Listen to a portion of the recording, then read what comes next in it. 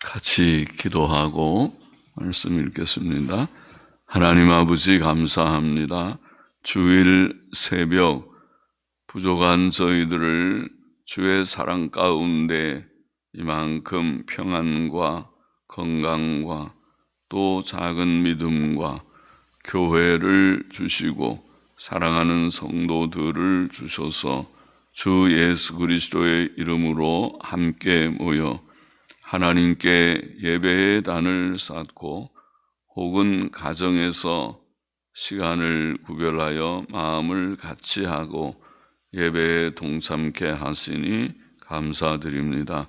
하나님 참여한 모든 자들에게 하나님의 크신 은혜와 복을 주시고 또 참여치 못한 자들에게도 은혜를 주셔서 하나님을 더욱 사랑하고 사모하고 또 말씀 읽고 듣기를 좋아하고 아버지 늘 말씀의 교훈 안에서 깨어 있는 모두들이 되게 하여 주시기만을 소원합니다.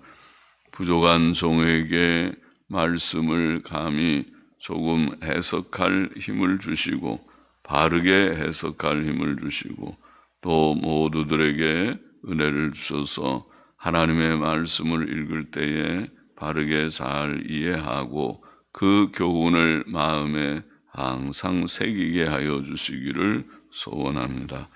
감사하며 오늘도 주일 모이는 모든 시간들 주님 세례 전입 공부반으로부터 오전 예배와 오후 예배와 또 주님 권찰 교사 재직 직분자 훈련 시간까지 모든 시간을 하나님께서 다 주장하셔서 하나님의 영광만을 위하고 하나님의 선한 뜻을 이루시는 시간들이 되게 하여 주시고 참여한 모든 자들 원근 각지에 흩어져 있는 믿음의 식구들을 하나님께서 사랑 가운데 다 부르실 자들을 부르시고 또 함께 모이게 힘을 주시고 나오지 못하는 자들도 주님 다 믿음으로 온라인 예배에 동참할 수 있는 은혜를 주시기를 소원합니다. 예수님의 이름으로 기도하옵나이다. 아멘. 시편 8편 말씀 다윗의 시 영장으로 영장이라는 말 사편에서 설명한 대로 아마 찬양대장 혹은 찬양지휘자 혹은 파트장일지도 모르는 각 악기 파트장이나 또 찬양대 높은 음 낮은 음 남성 여성 파트의 파트장을 가리킬 수 있을 것이라고 보이고 그런 성막 예배, 성전 예배를 위한 시라고 보이는 시들에 이게 표제어가 붙어 있습니다. 깃딤에 맞춘 노래, 깃딧은 깃딧 사람의 악기나 멜로디를 가리킬 것이라고 합니다. 깃딧에 맞춘 노래 그렇게 되어 있습니다. 1절 봅시다. 여호와 우리 주여 주의 이름이 온 땅에 어찌 그리 아름다운지요. 근래의 영어 성경들이나 권위 있는 사전에 보면 아띠르라고 하는 히브리 말은 아름다운지요, 어미하신지요, 어미하다고 번역했습니다. 어찌 그리 아름다운지요 혹은 어미하신지요. 주의 영광을 하늘 위에 두셨나이다. 여호와 우리 주여, 여호와라는 명칭은 스스로 계신 자라는 뜻이죠. 출애굽기 3장에 주께서 친히 설명하신 바대로 스스로 계신 자, 또 주여 아도나이 주라는 명칭은 소유권과 통치권을 나타내는 명칭입니다. 하나님께서는 영원 자존자, 즉 영원 전부터 스스로 계신 자이시며 온 세상의 주, 곧 온 세상의 주인이시고 소유자이시고 통치자 왕이십니다. 여호와 우리 주여, 주의 이름이 온 땅에 어찌 그리 어미하신지요. 주의 영광을 하늘 위에 두셨나이다. 주 여호와 하나님의 어미하심과 영광이 온 천지 만물에 가득하다. 그렇게 말씀합니다. 가득하다. 2절 보십시다. 주의 대적을 인하여 어린 아이와 젖먹이의 입으로 말미암아 권능을 세우시며 이는 원수와 보수자로 잠잠케 하려 하심이니이다. 이 세상에는 하나님의 대적자들이 많습니다. 마귀와 악령들은 영의 세계의 대적자들이고 또 우리가 사는 이 물질 세계, 인간 세계 속에도 악한 자들, 악한 정치가들, 또 무신론적인 지식인들, 이단자들, 양심을 저버린 부도덕한 자들이 많습니다. 그들이 다 하나님의 대적자들과 같습니다. 대적자들입니다. 하나님께서는 어린 아이들의 입술의 고백을 통해 대적자들을 잠잠케 하실 것이다. 잠잠케 하신다. 이렇게 표현합니다. 신기한 일이죠. 어린아이들이 무엇을 할까 싶지만은 그러나 어린아이들이 하나님의 은혜를 받아서 하나님을 알게 되고 하나님을 찬송케 될 것이다.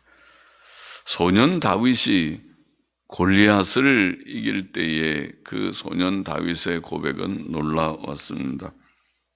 사무엘상 17장에 보면 다윗은 골리앗에게 나는 만군의 여호와의 이름 곧 네가 모욕하는 이스라엘 군대에 하나님의 이름으로 네게 가노라 그렇게 말했죠. 하나님의 대적자 골리앗과 같은 자였고 그를 대항하여서 다윗은 하나님의 이름을 의지해서 싸운다. 또 그는 말하기를 그가 너희를 우리 손에 붙이시리라 그렇게 말하면서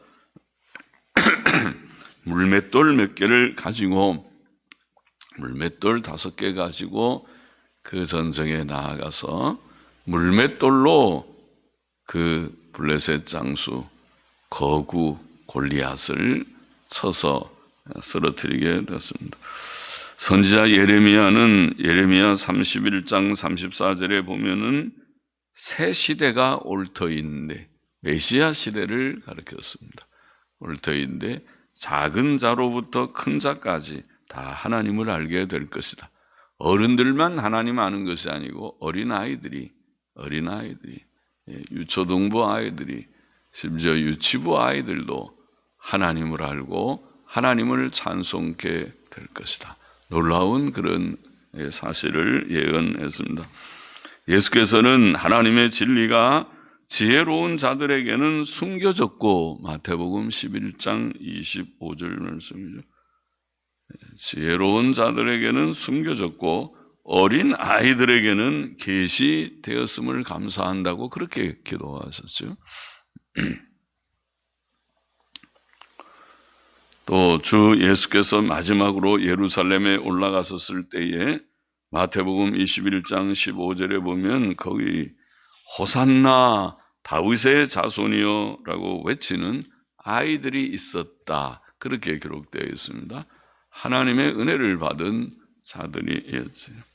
하나님께서는 이처럼 순진한 어린 아이들이 하나님을 믿고 고백하며 호산나 찬송을 부르게 하셨습니다.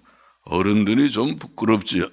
어른들 중에는 예수를 알지도 못하고 그를 미워해서 죽이려고 그렇게 마음을 품는 자들이 있었으나 아이들은 하나님의 은혜를 받아 찬송 호산나 찬송을 불렀습니다.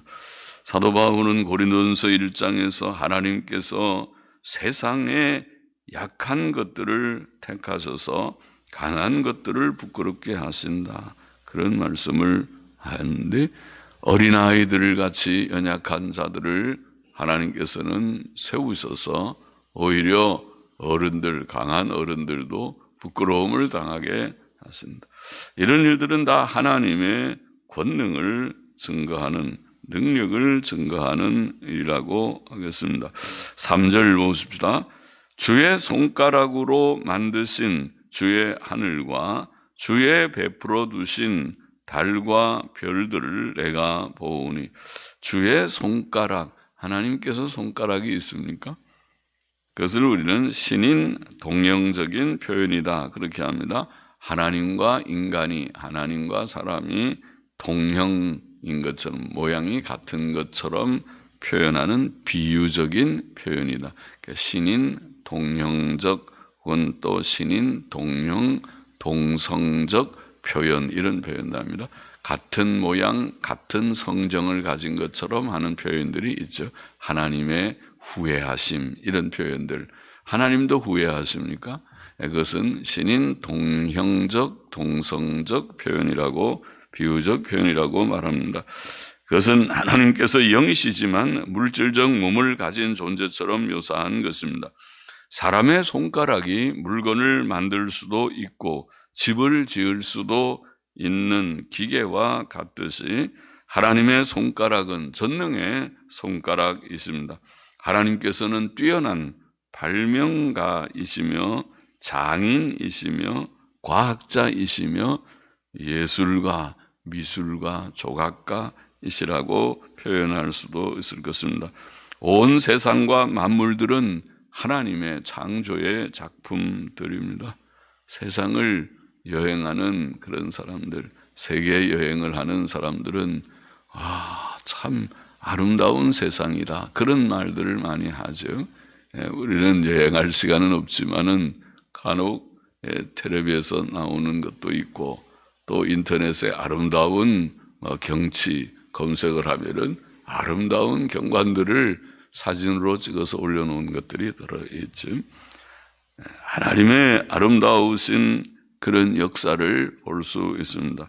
하늘과 해와 달과 별들은 다 하나님께서 만드신 것입니다. 하늘에 있는 저 해와 달과 별들, 그것들은 우연히 된 것이거나 영원히 스스로 존재하는 것이 아니고 하나님께서 태초에 창조하심으로 시작되었습니다.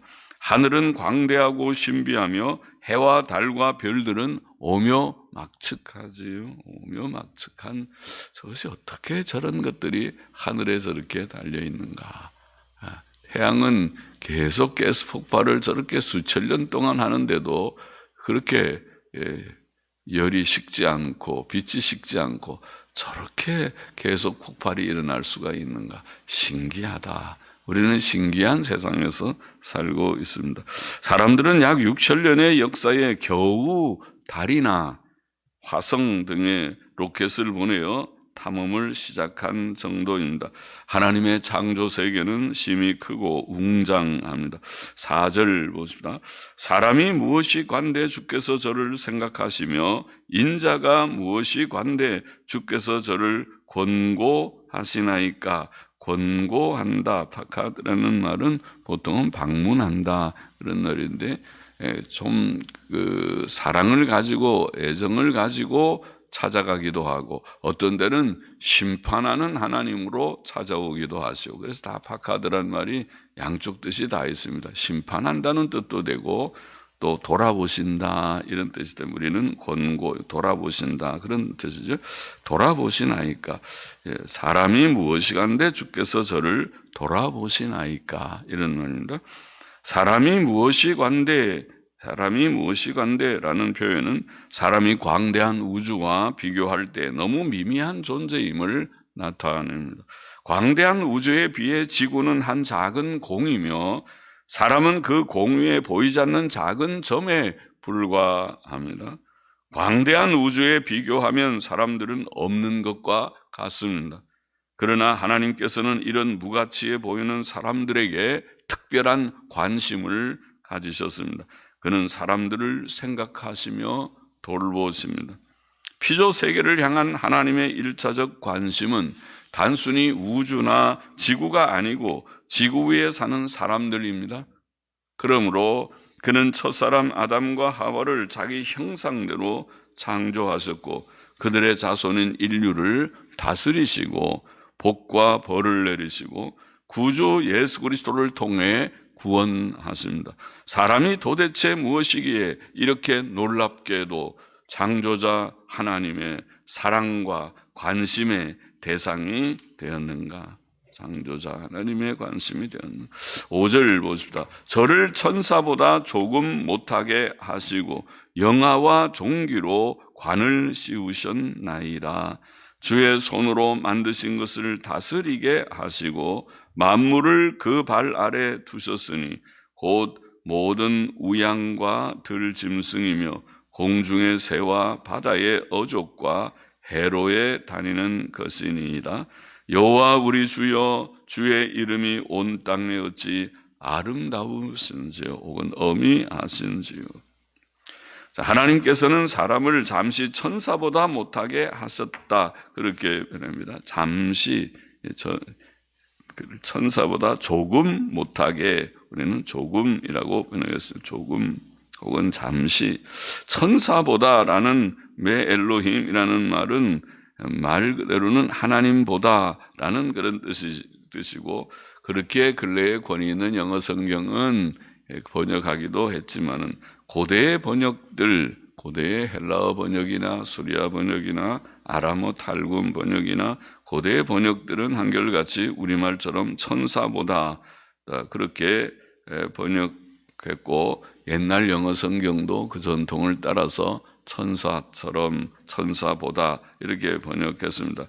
왜냐하면 사람은 하나님보다 조금 못한 존재는 아니지 않습니까? 천사보다, 하나님보다 조금 못하게 하시고 그렇지 않죠. 하나님보다 조금 못한 존재가 아니라 무한히 못한 존재. 하나님과 인간은 비교할 수 없이, 무한과 유한의 차이는 무한하다, 그런 표현을 우리가 하죠. 하나님은 무한자요, 사람은 유한자인데 무한과 유한의 차이는 조금이 아니고 무한한 차이입니다. 창조자와 피조물의 차이는 그렇습니다. 또 만일 다윗이 하나님보다라고 말하려고 했다면 2인칭으로 당신보다 그렇게 표현했을 것입니다. 2인칭으로 당신보다.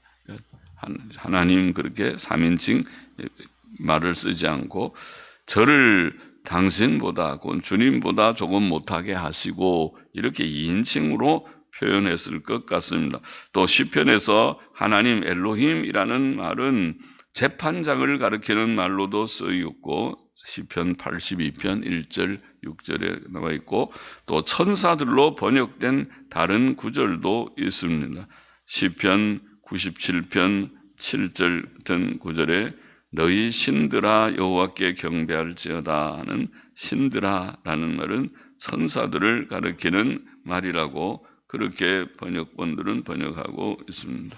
또 신약성경 히브리서 2장은 시편 8편의 본문, 아마 우리가 70인역 헬라어 역을 인용한 것 같은데 본문을 인용하면서 천사로 읽었어요. 그래서 우리가 천사보다 그렇게 시편 히브리서 2장에서는 그 말씀을 인용한 것을 기억합니다. 또 조금이라고 하는 원어는 방금 제가 언급한 대로 조금이라고도 할 수 있지만 잠시라는 뜻도 있습니다. 사람은 본래 천사보다 못한 존재가 아니었지만 범죄함으로 인해 잠시 천사보다 못한 상태가 되었습니다. 그러나 하나님께서는 사람을 영광과 존귀로 관을 씌우셨습니다. 사람은 본래 하나님의 형상대로 지음을 받아 존귀하고 영광스러운 존재이었으나 범죄함으로 그 영광과 존귀를 잃어버렸죠. 로마서 3장 23절 범죄함으로 하나님의 영광에 이르지 못하더니, 또 우리는 이제 범죄한 현재의 인생은 그렇게 존귀하지 못하다, 그렇게 말합니다. 그러나 예수 그리스도께서 우리의 죄를 위한 대속제물로 십자가에 죽으셨을 때 잠시 천사보다 낮아지셨으나 3일 만에 부활하심으로 영광과 존귀를 얻으셨고 또 그를 통해 구원받은 성도들은 장차 영광과 존귀를 얻을 것입니다. 지금은 법적으로 하나님의 자녀의 그런 특권을 회복하였지만은 그 영광을 장차 충만하게 누리게 될 것입니다. 로마서 8장 30절 말씀. 또 미리 정하신 그들을 또한 부르시고 부르신 그들을 또한 의롭다 하시고 의롭다 하신 그들을 또한 뭐라고 했습니까? 또한 영화롭게 하셨느니라. 하실 것이라는 확실한 미래를 말하는 거죠. 장차 영광을 얻을 것을 믿습니까? 지금은 우리가 아주 영광스럽지는 못하고 우리의 심성이 약하기도 하고 몸도 약하기도 하지만 장차 하나님께서 주신 구원의 완성, 부활의 영광, 영화의 단계는 영광스러운 그런 몸을 얻게 될 것입니다. 빌립보서 3장 21절도 그랬죠. 그가 만물을 자기에게 복종케 하실 수 있는 자의 역사로 우리의 낮은 몸을, 지금은 낮은 몸을 자기 영광의 몸의 형체와 같이 예수 그리스도의 부활체처럼, 예수 그리스도의 부활의 몸처럼, 영광스러운 몸처럼 우리를 변케 하시리라. 할렐루야, 할렐루야. 그 시간을 사모하십시다. 부활의 몸, 영광의 몸을, 구원의 결과는 영광입니다. 형상으로 사람을 만들어서 모든 만물을 다스리게 하자고 했습니다. 다스리는 자였어요. 그러나 범죄함으로 어리석은 우상 숭배에 떨어졌죠. 하나님이 아닌 것들을, 피조 세계를 섬겼어요. 태양 숭배를 하고 달 숭배를 하고 별들을 또 그들이 숭배하고 또 모든 지금도 인도에는 암소 숭배를 하고 원숭이를 숭배하고 또 고목 나무 같은 근사한 나무가 있으면 그거를 하고 돌 앞에 가서 거기에 경배를 하고 또 신이라고 신상을 만들어 놓고 거기에 절하고 이런 어리석은 우상 숭배에 떨어졌습니다. 그러나 이제 마지막 아담이신 예수 그리스도로 말미암아 구원받은 성도들은 바른 지식을 가지고 사람의 임무를 완수하여 피조물들의 종이 되지 말고 그것들을 다스려야 할 것입니다. 우리는 피조 세계를 다스리는 자들이 되어야지 종노릇하지 말아요. 우리가 세상의 것들에 돈에도 종노릇하지만 돈을 다스리고 세상의 모든 것들을 다스리는 우리가 되고 우상 숭배에 떨어지지 말아야 하겠습니다. 시편 8편의 교훈을 정리해 보고 싶다. 첫째로 하나님께서는 창조하신 온 세상에 그의 어미하심과 영광을 나타내셨다. 1절 9절에 시편 19편 1절도 하늘이 하나님의 영광을 선포하고 궁창이 그 손으로 하신 일을 나타내는도다. 그렇죠? 이 세상은 하나님의 영광을 드러내고 있습니다. 창조세계 아름다운 또 웅장하고 놀라운 오묘막측한 창조세계를 우리가 보면서 멀리 안 봐도 우리의 신체의 구조만 조금만 묵상해도 참 오묘막측한 이 기계가 잘 돌아갑니다. 가다가 조금만 나사 하나가 잘못돼도 망가지듯이 작은 실핏줄 하나만 막혀도 뇌경색이 왔습니다. 뇌졸중이 왔습니다. 혹은 그 실핏줄 하나가 파열돼도 뇌출혈입니다. 위험합니다. 빨리 수술하지 않으면은 생명이 위험합니다. 그런 말을 하죠. 신기해요. 참 신기한 몸입니다. 그러나 하나님의 은혜로 하루하루 우리가 신기한 세상에서 살고 있습니다. 사실 사람은 본래 영광스럽고 존귀한 존재로 창조되었습니다. 우리는 이 하나님의 영광, 창조 세계 속에 또 우리들에게 주셨던 이 존귀한 종류와 영광을 깨닫고 할렐루야 하나님을 찬송하는 우리가 되어야겠다는 것입니다. 둘째로 하나님께서는 어린 아이들을 통해 그의 능력을 증거하셨고 증거하십니다. 마태복음 11장 25절 26절 다시 봅시다. 그때에 예수께서 대답하여 가라사대 천지의 주제이신 아버지여 이것을 지혜롭고 슬기 있는 자들에게는 숨기시고. 하나님의 진리, 예수 그리스도의 진리는 세상의 지혜롭고 슬기 있는 자들이 깨닫지 않아요. IQ가 150, 200 된다고 깨닫는 것이 아니고, 무슨 서울대학교 졸업해야 깨닫는 것이 아니고, 그런 거 없어도 숨기시고 어린아이들에게는 나타내심을 감사하나이다. 옳소이다. 이렇게 된 것이 아버지의 뜻이니이다. 할렐루야. 어린아이들에게 왜? 어린아이들은 비교적 순진하고 어린아이들은 비교적 겸손합니다. 그렇지 않은 아이들, 이미 버릇이 나빠진 아이들도 어릴 때부터 있긴 하지만은, 그러나 바르게 잘 키우면 어린아이들은 매우 순수합니다. 순진하고 또 겸손한 편입니다.